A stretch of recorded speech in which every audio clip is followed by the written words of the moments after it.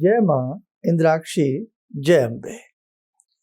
10 अप्रैल को एक अति विशेष योग है, जिस योग में या यूं कह ले जिस मुहूर्त में समय में अनेकों प्रकार के कार्य सिद्ध होते हैं, अनेकों प्रकार के मंत्र तंत्र यंत्र की सिद्धि प्राप्त होती है और उसी के साथ साथ हम अनेकों प्रकार की जड़ी, कोई यंत्र, कोई ऐसे ताबीज बना करके भी धारण कर सकते हैं।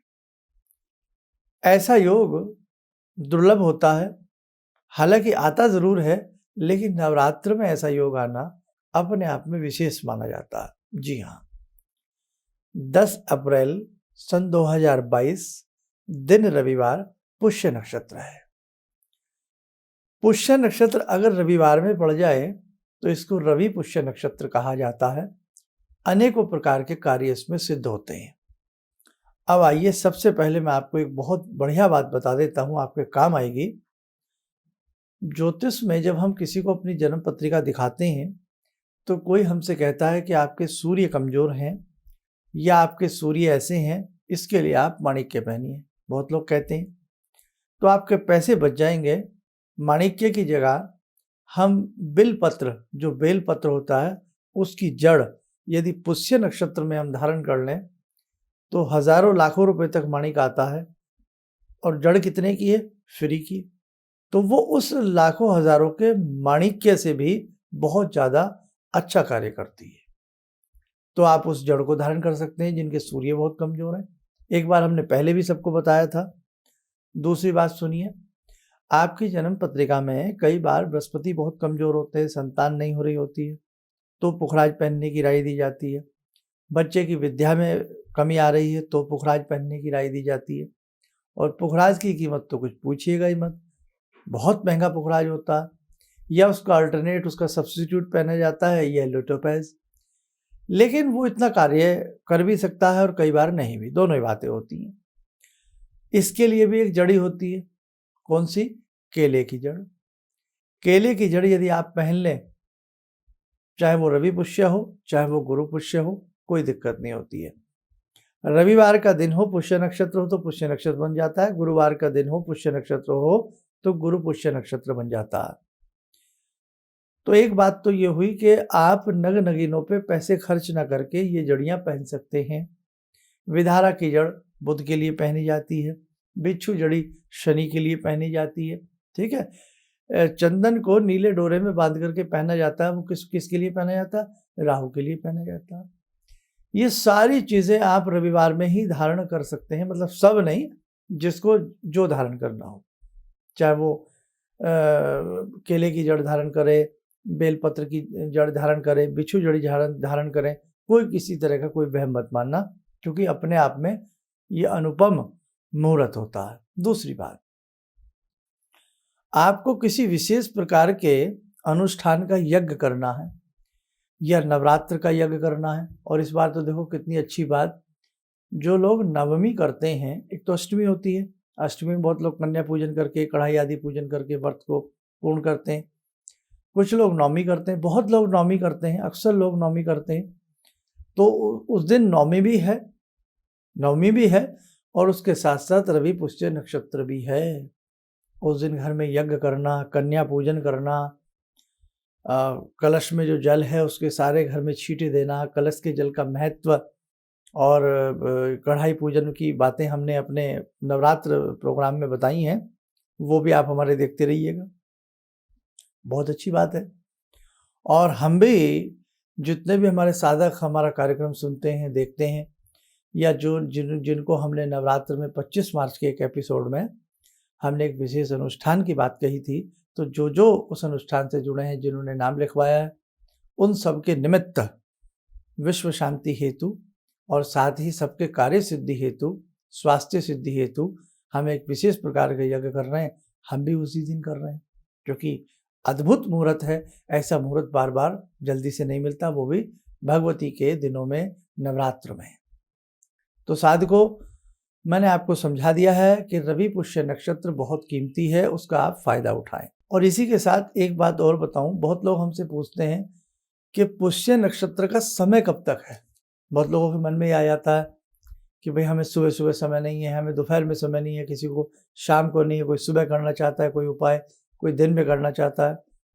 तो इस बार ये भी एक प्रसन्नता का विषय है कि जो रवि पुष्य नक्षत्र है, यानी कि जो पुष्य नक्षत्र है, ये 11 तारीख की सुबह 6:50 तक है। लेकिन आपको जो भी कार्य सिद्धि करनी है, हवन करना है, जड़ी धारण करनी है, कोई विशेष यंत्र बनाना है, वो आप कब बनाएंगे? वो संडे में बनेगा। तो संडे में कहने का मतलब पूरा दिन पुष्य नक्षत्र की घड़ियां हैं, पुष्य नक्षत्र का योग है, तो ये भी एक बहुत अच्छी बात है।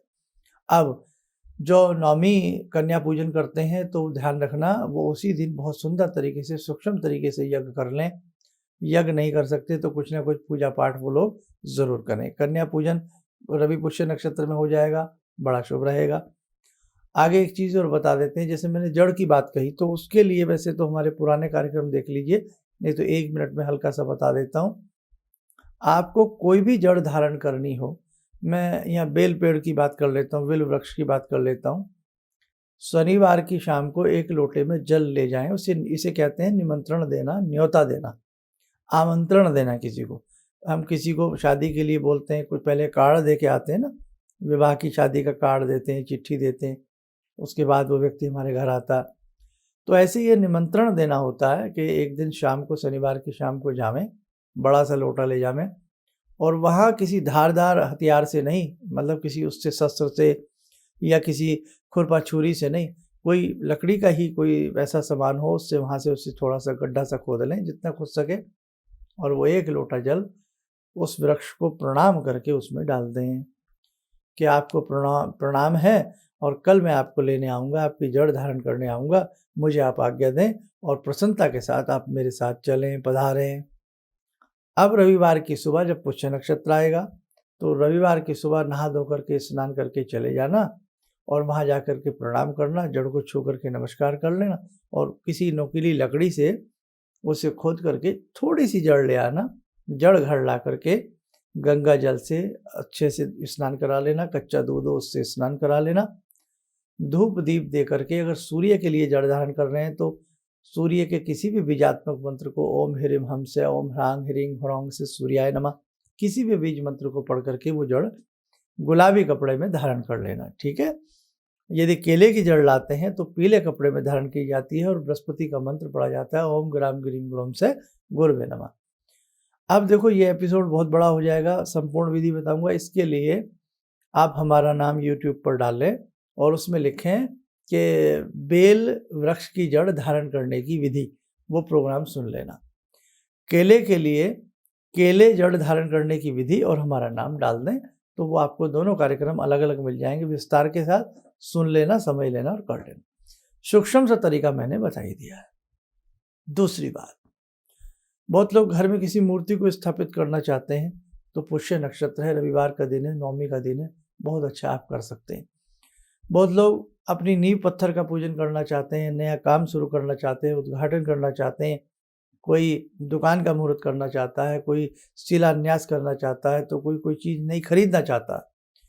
आप 2 व्हीलर 4 व्हीलर भी यदि आप कुछ खरीदना चाहते हैं, या कोई भी आपकी ऐसी मंशा है, तो उस दिन का समय बहुत ही श्रेष्ठ है, और सबसे श्रेष्ठ भगवान के जप के लिए, भगवान के यज्ञ के लिए, चिंतन के लिए।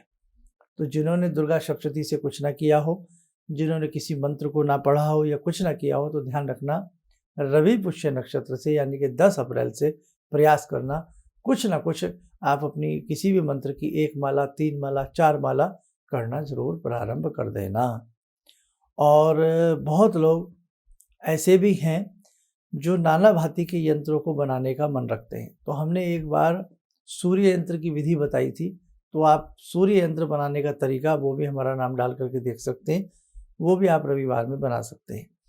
एक चीज़ और मैं आपको बताऊं, बहुत ही बढ़िया चीज़ बता रहा हूँ, कुछ भी ना हो आपसे 10 अप्रैल को, तो थोड़ा बहुत जो आप भक्ति पूजा करते हैं वो अच्छे से श्रद्धा से करना। जो नवरात्र कर रहे हैं और पूरी जैसे हमने विधि बताई थी वैसे कर रहे हैं, तो वो उस दिन कन्या पूजन और कलश का जल सारे घर में छींटे मारना। कलश के जल का बहुत महत्व होता है, ब्रह्मा विष्णु महेश का वास होता है, कलश में बहुत सारी चीज़ों का वास होता है, शुभ शक्तियों का वास होता है, और जल जीवन है, तो जीवन जो चीज़ हमें प्रदान करती हो वो वैसे ही पूजनीय हो जाती है। ठीक है। और एक चीज़ और मैं बता रहा था आपको, बहुत अच्छी बात, कि कल के दिन पूजा पाठ तो जरूर करना, यानी कि कल से मेरा मतलब है 10 अप्रैल से, अपने घर में शुभ लाभ कहीं ना कहीं लिख देना। जहाँ पूजा पाठ करते हैं वहाँ शुभ लाभ लिख करके एक तरफ शुभ, बीच में स्वास्तिक बना देना, दूसरी तरफ लाभ लिख देना। ऐसा अपनी रसोई में कर लेना, ईशान्य कोण में हो सके या उत्तर की दीवार पे हो सके या पूरब की दीवार पे हो सके, शुभ लाभ लिख लेना। ऐसे अपने पूजा घर में लिख लेना या भंडार गृह में लिख लेना, अपने गल्ला लॉकर तिजोरी पे लिख लेना, बहुत ही अच्छा रहेगा। और उसको बाद में धूप दीप दे देना। ठीक है, इतना ज़रूर शुभ लाभ ज़रूर लिख लेना, ताकि नया साल भी है हम लोगों का, हिंदी वर्ष है, सन 2079 में हम प्रवेश कर गए हैं 78 से निकल करके। तो नव वर्ष, नूतन वर्ष भी आप सबके लिए हंसी खुशी भरा हो, इसलिए शुभ लाभ अपने घर में जरूर लिखना। इसमें गणपति का वास होता है, लक्ष्मी का वास होता है, और आपको मनोकामनाएं पूर्ण भी होती हैं, और घर के अंदर आसुरी प्रवृत्तियां प्रवेश नहीं कर पाती। जो घर की मेन दहलीज है, ऊपर की चौखट है, मेन एंट्री, वहाँ पर भी आप शुभ और बीच में स्वास्तिक बना देना और लाभ लिख देना। ऊपर की जो चौखट होती है ना, एक तरफ शुभ, बीच में सतिया स्वास्तिक और एक तरफ लाभ लिख देना। सिंदूर से लिख देना, रोली से लिख देना, हल्दी से लिख देना, किसी भी चीज़ से लिख लेना, बहुत बढ़िया रहता है। ठीक है, तो बस आज के इसमें मुझे आपको इतना ही समझाना था। शुभ समय आ रहा है, हाथ से ना निकल जाए, इस मौके को गंवा मत देना। आप स्वस्थ रहें, सुखी रहें, इन्हीं शुभकामनाओं के साथ हम अपनी वाणी को विराम देते हैं। जय जय अम्बे। जहाँ तक मेरा व्यक्तिगत अनुभव रहा है, मैं फर्श पर पड़ा था, आज गुरुजी की कृपा से अर्श पर हूँ। गुरुजी ने एक मंत्र, जब पहली बार मिला था तो मैं ऐसी परिस्थिति में गिरा हुआ था कि मेरे को ये लगता था कि मैं जिधर भी जाऊँ मेरे तरफ, एक तरफ कुआं एक तरफ खाई वाली स्थिति मेरे साथ थी। और गुरुजी ने वहाँ उस वक्त तो मेरे को 2 मंत्र दिया कि इसका आप पाठ शुरू करो, और 2 दान की सामग्री बताई थी, और उसको मैंने शुरू किया। और उसके बाद से उस वक्त से लेकर आज तक मैं फिर जिस स्थिति में था वो पीछे मुड़कर मैंने नहीं देखा। किसी भी समस्या के समाधान के लिए मिले प्रसिद्ध हस्तरेखा एवं वास्तु विशेषज्ञ प्रोफेसर धर्मेंद्र शर्मा जी से। नोट: शिविर में भाग लेने हेतु एवं व्यक्तिगत रूप से मिलने के लिए कॉल करने का समय सुबह 10 बजे से शाम 6 बजे तक। हमारे विभिन्न ज्ञानवर्धक कार्यक्रम देखने के लिए आप हमें अभी सब्सक्राइब करें, बेल आइकन को प्रेस करें ताकि आप देख सकें हमारा कार्यक्रम सबसे पहले। और अधिक जानकारी के लिए फेसबुक पेज को लाइक करना न भूलें।